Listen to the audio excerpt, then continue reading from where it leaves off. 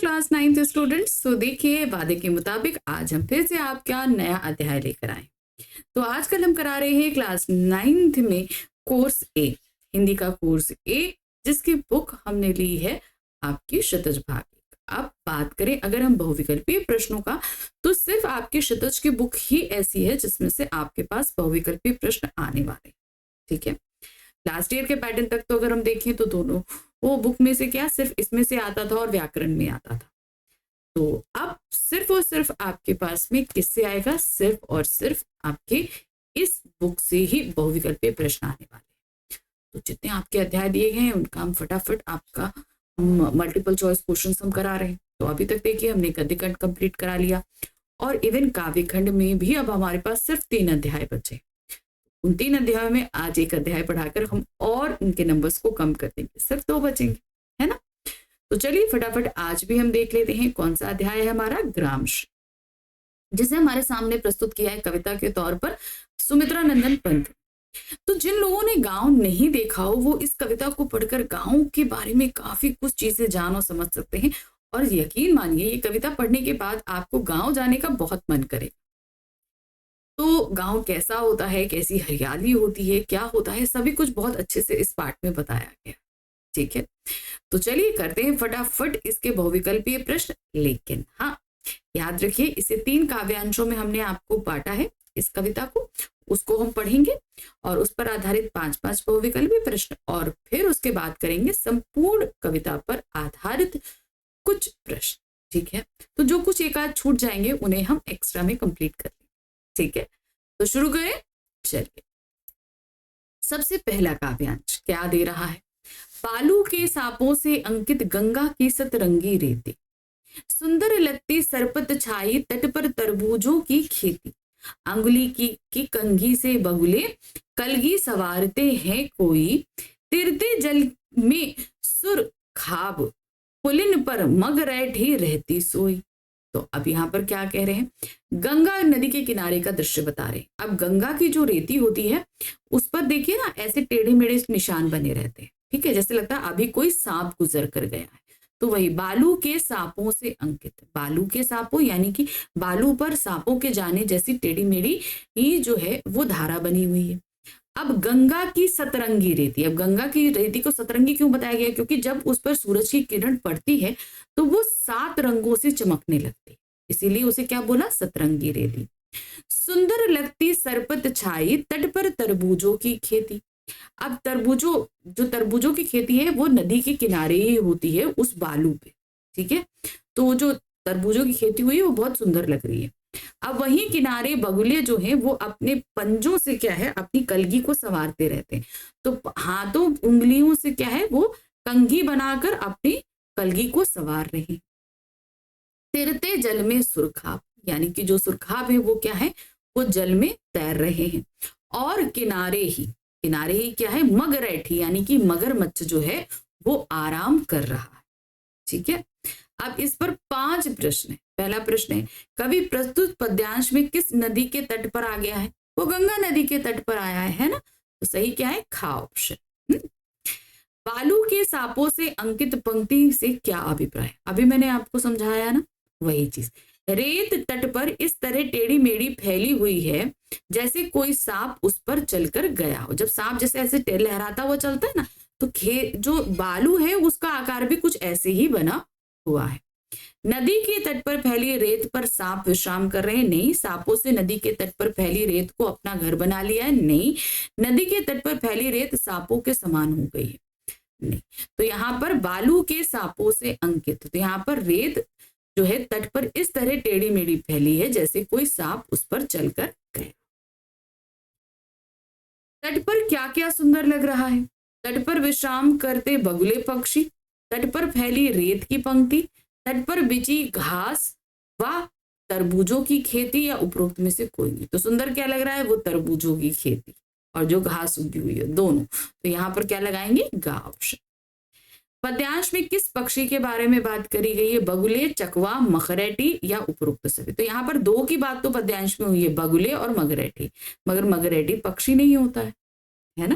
तो ये क्या होगा, बगुले सबसे।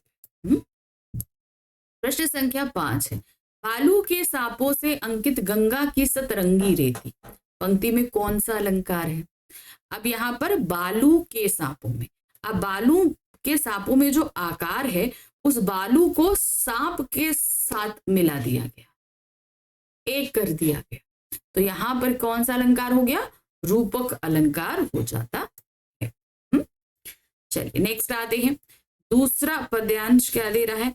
फैली खेतों में दूर तलक मखमल की कोमल हरियाली, लिपटी जिससे रवि की किरणें चांदी की सी उजली जाली, तिनकों के हरे हरे तन पर हिर हरित रुधिर है रहा झलक, श्यामल भूतल पर झुका हुआ नभ पर चिर निर्मल नील फलक। अब देखिए इसमें ध्यान दिया, अब कहां पर आया? अभी तो हम लोग नदी किनारे थे, अब कहां आ गए? अब खेत पर आ गए।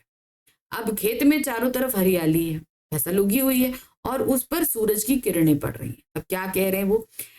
फैली खेतों में दूर तलक मखमल की कोमल हरियाली।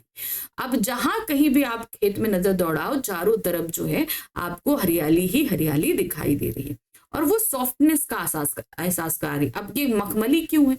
क्योंकि देखिए जब खेती धीरे धीरे ऊपर उगती है तो वो बहुत कोमल हरे, जो हरा रंग होता है वो बहुत ही सॉफ्टनेस लिए होता है, ठीक है, देखने में बहुत सुंदर लगता है। फिर आते हैं, लिपटी जिससे रवि की किरणें चांदी की सी उजली जाली। अब उस हरे हरे जो पूरे खेत है उस पर सूरज की किरणें पड़ रही हैं। अब चूंकि वो जब रिफ्लेक्शन देता है तो वो चांदी की एक परत सी बता रहा है, एक चमक जो है उस खेत के ऊपर से दिखाई देती है, तो उसे चांदी की जाली के साथ कंपेयर किया है कवि ने। तिनकों के हरे हरे तन पर हिल हरित रुधिर है रहा झलक। अब जो आपकी फसल है, जो तिनके हरे हरे हैं, उनके ऊपर ओस की बूंदें पड़ी हैं। अब जब हवा चलती है तो वो ओस की बूंदें हिलती हैं, तो जो हिलती हैं तो ऐसा लगता है कि जैसे कि जो तिनके हैं उनका हरा, उनकी नसों में हरा हरा जो उनका खून है वो बह रहा है। श्यामल भूतल पर झुका हुआ, अब ये धरती क्या है? वो श्यामल दिखाई देती है, हल्की सी डार्क दिखाई देती है। नभ पर चिर निर्मल नील फलक, और इस जो है श्यामल धरती पे नीले रंग का जो आसमान है वो उड़ा हुआ सा फलक पर दिखाई देता। अब इस पर कितने? 5 प्रश्न है। पहला है, खेतों में दूर तक क्या फैला हुआ है? जाहिर सी बात है, फसलें फैली हुई है ना। देखिए क्या, श्वेत निर्मल जल, बगलों की पंक्ति, फसलों की मखमली कोमल हरियाली, तो यहाँ पर का ऑप्शन सही है। नेक्स्ट आते हैं, फसलों पर क्या लिपट गया है? अब क्या लिपट गया है? अब उस पर क्या पड़ रही थी? सूरज की किरणें, है ना। तो देखिए क्या है, बेले, पक्षी, हरियाली या सूरज की किरणें। हिल हरित रुधिर है रहा झलक, पंक्ति का आश्रय क्या है? मैंने अभी समझाया ना, देखते हैं। फसलों पर हरी पत्तियां लहरा रही हैं, हरे तिनको है, तिनकों में हरियाली, नसों में बहते हुए खून के समान समाई हुई है, बिल्कुल सही लग रहा है। हरे हरे तिनके दृग में खूब हिल रहे हैं, खेतों में हरा खून बह रहा है, नहीं, यहाँ पर क्या है? हरे तिनकों में हरियाली, नसों में बहते खून के समान समाई हुई है। नेक्स्ट आते हैं, फसलों की हरियाली में किसका रंग सांवला हो गया है? किसका रंग सांवला हुआ है? धरती का रंग सांवला हुआ है ना। तो यहाँ पर क्या है? धरती का। चांदी की सी उजली जाली में कौन सा अलंकार है? चांदी की सी उजली जाली, तो जाहिर सी बात है उपमा अलंकार है, जो वो रोशनी है उसको चांदी की सी जाली कहा जा रहा है, तो कौन सा अलंकार हुआ? उपमा अलंकार हुआ। चलिए अब हम आ गए तीसरे काव्यांश में। क्या दिया गया है? हसमुख हरियाली हिम आपत, सुख से अलसाए से सोए, भीगी अंधियाली में निशी की, तारक सपनों में से खोए, मरकत डिब्बे सा खुला ग्राम, जिस पर नीलब नभ आच्छादन, निरूपम हिमांत से स्निग्ध शांत, निज शोभा से हरता जन्म। तो अब यहाँ पर क्या कह रहे हैं? हसमुख हरियाली हिम आपत। अब क्या है? इस ठंडी भरी ठंड की शाम है ना, तो वो क्या कह रहे हैं? इस ठंड भरी शाम में ये हरियाली जो है वो बहुत ही सुख प्रदान कर रही है। हसमुख हरियाली बोला गया ना, तो क्या कर रही है? सुख प्रदान कर रही है। सुख से अलसाए से सोए, भीगी अंधियाली में निशी की, तारक के सपनों में। तो अब क्या कह रहा है? कि भाई तारे तो दिन में सोते हैं और रात में जागते हैं। अब ठंड में क्या होता है ना, सभी लोग सिकुड़ जाते हैं, अलसाए से होते हैं, है ना। तो यहाँ पर क्या कह रहे हैं, अब जैसे जैसे अंधेरी रात आ रही है तो अब क्या है, तारे भी जो है अब वो जो अलसाए के सोए हुए थे, सपनों में खोए हुए थे, वो अब जागने को आ गए। सॉरी। क्या दिया है, मरकत डिब्बे सा खुला ग्राम। अब मरकत डिब्बे सा खुला ग्राम मतलब क्या है, अब ये डिब्बा जो है ना, ग्राम जो है वो पूरी तरीके से हरा है, तो ये मरकत कैसा होता है, जो नग होता है ये हरा होता है। अब ऐसे पूरे ग्राम पर क्या है, नीले रंग का आसमान छाया हुआ है, सभी लोग सुख की चैन की नींद में अब सोने जा रहे हैं, पूरे शांत वातावरण। कवि ने प्रस्तुत पद में किसका वर्णन किया है, गांव के हरे भरे सौंदर्य का, प्रकृति के सौंदर्य का, वर्षा ऋतु का, फसलों की हरियाली का। इसका किया है गांव के हरे भरे सौंदर्य का। हिम आपत का यहाँ अर्थ क्या है, बर्फ पर पड़ी धूप, पर्वत पर फैली धूप, सर्दियों की धूप या ओले। तो सही क्या है यहाँ पर, सर्दियों की धूप, हिम आपत यानी कि सर्दियों की धूप। मरकत डिब्बे सा खुला ग्राम पंक्ति से कवि का आश्रय क्या है, पन्नों या मरकत के भरे खुले डिब्बे के समान गांव, हरे रंग का गांव, मरकत पन्नों से समृद्ध कोई गांव, या उपरोक्त सभी। अब यहाँ पर हरियाली, जो खेत हैं, जो सारी फसलें हैं, इन सभी को क्या कहा गया है, ये सभी कीमती हैं। तो यहाँ पर क्या है, देखिए दोनों सही है, मरकत यहाँ पन्नों से भरे खुले डिब्बे के समान गांव को बताया गया, दूसरा यहाँ मरकत पन्नों से समृद्ध कोई गांव बताया गया। ठीक है, तो अब यहाँ पर ध्यान दीजिए, यहाँ पर गांव को मरकत के डिब्बे के समान बताया गया। ठीक है, मरकत डिब्बे सा खुला गांव, तो मरकत डिब्बा मतलब क्या हुआ, पन्ना। पन्ना जो होता है वो कैसा होता है, हरा होता है। अब गांव में चारों तरफ क्या है, हरियाली। अब यहाँ पर इन दो ऑप्शंस में आप देखना, यहाँ पर पन्नों से भरे खुले डिब्बे के समान गांव, उसको गांव को कैसे बताया गया, उसके समान। दूसरा ये मरकत से समृद्ध कोई गांव, तो यहाँ पर वहां लिटरली पन्ना नहीं है, वहां पर गांव की हरियाली को पन्ना बताया गया है, तो इसलिए यहाँ पर आपका पहला ऑप्शन। तो ऐसे आपके पास में बहुत सारे ऑप्शंस आने वाले हैं जो आपको कंफ्यूज करेंगे। तो ये देखिए, आपको एक जैसा सिमिलर सा लग रहा था, लेकिन इसमें सही ऑप्शंस हमें खोजना पड़ता है कि क्या चीज जो है वो सही है। ऐसे तो सबसे पहले हमको लग रहा है गा ऑप्शन सही है, भाई मरकत पन्नों सा समृद्ध कोई गांव दिया है, लेकिन वहां पर लिटरली कोई पन्ना है ही नहीं, उसकी बात करी ही नहीं गई। ठीक है, चलिए बढ़ते हैं अब अपने अगले क्वेश्चन की तरफ में। मरकत से भरे खुले डिब्बे ग्राम को किसने ढक रखा है। अब चलिए देखिए, किसको किसने ढक रखा है, वो है नीले आकाश ने। ठीक है ना, तो नीले रंग के आसमान ने ढक रखा।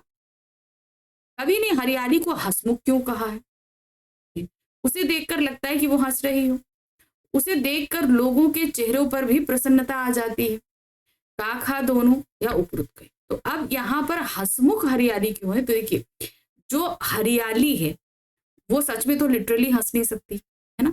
अब जाहिर सी बात है, उस हरे को देखकर किसान बहुत हंसता है, खुश होता है। तो यहाँ पर सही ऑप्शन अब क्या, उसे देखकर लोगों के चेहरों पर प्रसन्नता आ जाती है, इसलिए इसे हंसमुख हरियाली कहा गया है। अब देखिए, इसमें अगर हम सही तरीके से देखें तो हरियाली भी हमें हंसती सी प्रतीत हो रही है, इस वजह से हम कहें क्योंकि भाई आसपास का वातावरण बहुत सुंदर हो रहा है, पर ऐसा नहीं। यहाँ पर जो चीज सही तौर पर बताई गई है वो है कि उसे देखकर लोगों के चेहरे पर प्रसन्नता आ रही। चलिए, अभी तक हमने 3 काव्यांश देखे, उस पर आधारित प्रश्न देखे। अब हम देखने के लिए जा रहे हैं पूरी कविता पर आधारित कुछ प्रश्न। देखिए क्या है, अंधेरी रात में तारे किस प्रकार दिखाई दे रहे हैं, सपनों में खोए हुए, जागरूक से, या शांत या सांवरे। तो कैसे थे वो, सपनों में सोए हुए, क्योंकि भाई अभी तो वो जागे नहीं है ठीक तरीके से, क्योंकि दिन में सो रहे थे, है ना। तो क्या है, सपनों से सोए हुए। सुमित्रानंदन पद किस वाद के कवि थे, किस वाद के, तो ध्यान रखिए वो छायावाद के कवि है ना। तो अगर पूछा जाए कि किस वाद की कविता है तो आप छायावादी कविता लिख सकते हैं। प्रस्तुत कविता का स्वर है, क्या है स्वर, प्रकृति प्रेम, देश प्रेम, ओज और वीरता या भक्ति। तो जाहिर सी बात है, यहाँ पूरा तरीके से प्रकृति के बारे में बताया गया है, तो ये क्या है, प्रकृति प्रेम। नेक्स्ट आते हैं, खेतों में हरियाली कैसी लग रही है, चांदी जैसी, सोने जैसी, मखमल जैसी, मरकत जैसी। तो कैसी थी, मखमल हरियाली, है ना। तो यहाँ पर सही हो गया आपका गा ऑप्शन। लो हरित धरा से झांक रही, नीलम की कली टीसी नीली। पंक्ति में निहित अलंकार बताइए। अब यहां पर देखिए, लो हरित धरा से झांक रही, हरी हरी हरी धरती से झांक रही, कौन सी? नीलम की कली, तीसी नीली, नीली रंग की नीलम की कली जो है वो झांक रही है। अब प्रकृति को क्या बताया गया? मानवों वाला काम करने के लिए, तो ये कौन सा अलंकार हो गया? मानवीयकरण अलंकार। ठीक है। धरती सांवली कैसी हो गई? अब उसको श्यामल धरती बोला गया। अब धरती सांवली कैसे हुई? जाहिर सी बात है, पूरी तरीके से फसलों उसमें ढकी हुई है तो डार्क कलर की हो जाएगी कि नहीं हो जाएगी, है ना? तो सही क्या है? फसलों की हरियाली से वो सांवली हो गई। पद्यांश में टमाटर के लिए क्या कहा गया है? हरा, मखमली, लाल, क्या दिया गया? उसे मखमली और लाल कहा गया है। तो खा और गा दोनों सही है, तो घा ऑप्शन में टिक कर दीजिए। नेक्स्ट आते हैं, आम्र मंजरी कैसी लग रही है? आम्र मंजरी कैसी थी आप बताइए? कहीं सोने सी और कहीं चांदी सी। तो स्वर्ण और रजत दोनों तरीके से बताई गई थी, है ना? ये कविता में इसी तरीके से है ना। तो यहां पर कैसी है ये? स्वर्ण रजत जैसी। कवि ने अलसी की कली को कैसा बताया है? अलसी की कली, अब अलसी की जो कली होती है वो नीले रंग की होती है, तो इसीलिए उसको कैसा बताया गया? नीलम जैसी, है ना? तो सही क्या है? नीलम जैसी। पद्यांश के अनुसार सरसों के फूल में से कैसी गंध आती है? तैलाख्य गंध। क्यों? वो तेल वाली सरसों की, कड़वे कड़वे सरसों का जो तेल होता है ना, उसकी तैलाक, उस गंध को तैलाक गंध बोलते हैं। ठीक है ना? तो यहाँ पर नंबर 1 सही है, तैलाक्त गंध। तैल युक्त, तैलाक्त का मतलब क्या होता है? तैलाक्त जो है ये यहाँ पर संधि की गई है, तेल से युक्त। ठीक है ना? तेल युक्त, तैलाक्त का मतलब है तेल युक्त गंध, है ना? महक, तेल से भरी हुई महक। ठीक है। तो ये था हमारा अध्याय ग्रामश्री, जिसका हमने किए यहाँ पर बहुविकल्पीय प्रश्न। तो इसी तरीके से आपके पास प्रश्न आने हैं। बट अगर आपने कविता अच्छे से पढ़ ली है तो क्वेश्चन कहीं से भी पूछ लो, आप फटाफट कर लोगे। तो कविता मैं ऑलरेडी आपको पढ़ा चुकी हूँ, उसे जरूर आप ध्यान से देखें। ठीक है। अब हम आएंगे मेघों के साथ, यानी कि बादलों। अभी तो हम गांव चले, अब हम देखने वाले हैं कि बादल आएंगे तो क्या क्या होता है। तो उसके लिए आपको करना पड़ेगा थोड़ा सा इंतजार, यानी कि अगले अध्याय का। तब तक फटाफट कर दीजिए लाइक, सब्सक्राइब और शेयर। और साथ ही साथ अगर कोई भी क्वेरी है, कोई भी चीज आपको कैसी भी लग रही है, आप कमेंट जरूर करें। ठीक है, चलिए मिलते हैं अगली बार। Thank you for watching, bye bye.